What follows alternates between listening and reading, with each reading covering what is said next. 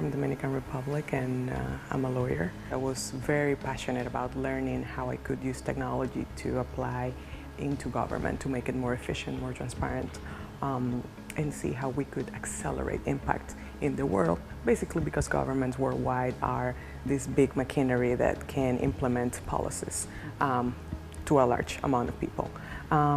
Then in Singularity University, I won a scholarship to go there and study for 3 months with astronauts, engineers, entrepreneurs, doctors. And what I discovered in Singularity was a new world of exponential technologies that doesn't only accelerate the path in which you can do something, it totally transforms the way you see the world and the way you do things, because that is what technology does the best. I met Andreas, that is my co-founder today in Matternet, and he had come with the original concept of using unmanned aerial vehicles, UAVs, to create networks of these flying vehicles and do transportation, especially in places with no road infrastructure or in places where the roads don't really work.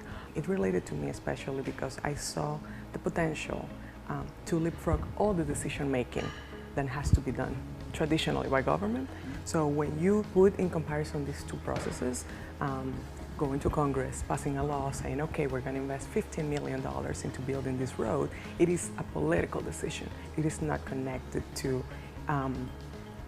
improving the life of the people that is there, especially if these people doesn't have a vote, doesn't have a voice in their everyday. I don't have to go through that process because there is a technology that we can put into the hands of everybody that just leapfrogs all that process and just can connect these people. And it's very efficient, it's very reliable, and it's a real 21st century solution to a problem that has been in the world forever. This is a little flying vehicle. It's called quadcopter because it has 4 propellers. It only has 4 moving parts, those 4 motors and 4 propellers. Everything else is electronics and a battery. And we believe it's going to be the next paradigm of transportation, a truly 21st century solution to transportation. So this is Michelangelo, yes. We've built a handful of those vehicles, around 10, and we took them out to very extreme locations to test them. We were in a country called Bhutan, up in the Himalayas, and tested this with the government there and the Ministry of Health to help them do deliveries between central hospitals and basic health units that may be 50 or 100 kilometers away. And the way to get it to go that far is by having intermediate points where you can automatically land, swap a battery and go out again. So we are creating a network where they can actually have those devices autonomously landing and taking off, and in that way creating little aerial bridges between places. This is only part of the system, what you see here.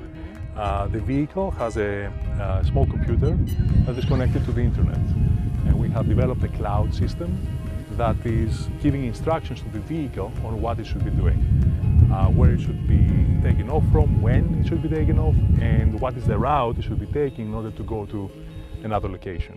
Andreas, can we get Michelangelo to fly over to those rocks? Absolutely. So you will now instruct Michelangelo to fly from between the 2 places. And now we're going to see the video taking off. It's taking off. Oh, that is so cool.